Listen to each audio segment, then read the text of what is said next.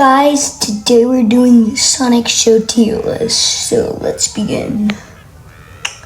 I liked it, but not as much as some other Sonic shows. Same as Sonic Adventures, Adventures of Sonic.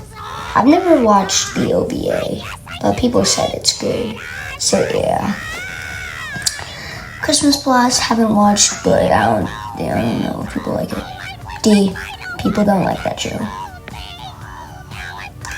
Now what's next? Sonic X? Oh, you guys all know where that's going. Easy.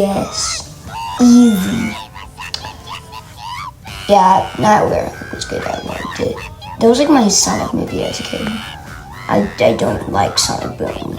You guys kind of like it. Mania Adventures going in this. I watched it and it was kind of meh. I was entertained though. Never watched Challenge Space, but I just put it in a random place.